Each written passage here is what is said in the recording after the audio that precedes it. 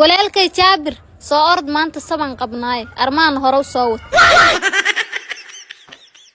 halkan farxakan horta fiirsha waxa dhintay waayeeday aadana u jeclaa qul wallahi hormariyo هيا باي بسم الله الرحمن الرحيم بريسك ما كنت باي حنا ناس يقول ولا كما قارني الله ونحرست ايو اباي اي لا ونحرست امين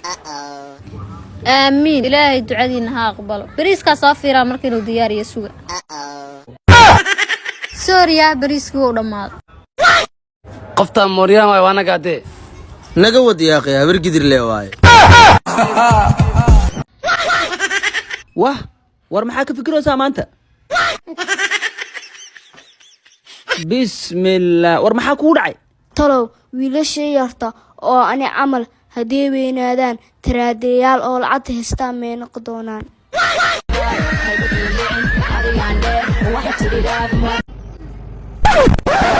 alla bibiyaag ninka wadada jiifa muxuu isku dilayaa ninkan soo bax aan soo caawinay bal walaal maxaad isku dilaysaa walaalo daraad baan guursaday sida darteed baan isku dilay guurka ma ku qanacsanayn miyaa ma nin waxaad aragtay guri ku qancaya saaxiib hadda daa guursatay geerida maxaa ku doorbidaysaa isha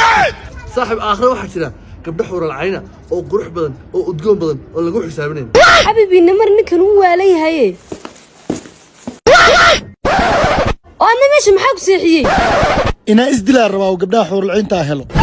I don't believe it fiir labadin yaa loo sii lahaa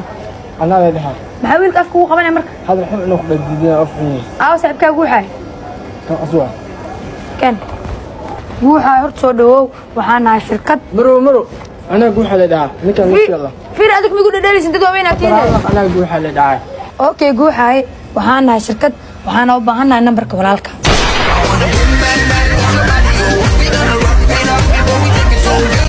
sumayo ina wadi inta soo imaado oran mursal anigu adduunka u jecel yahay ha maanta ku soo tusay khiyaanadiisa namari Allah namari wariyaa fiir ana naagi u dul wadaa mi ani maanta isku dambeysay baa ka bixisa ogaaw wasqiyo ana maanta isku dambeysay kaal intaadan bixin horta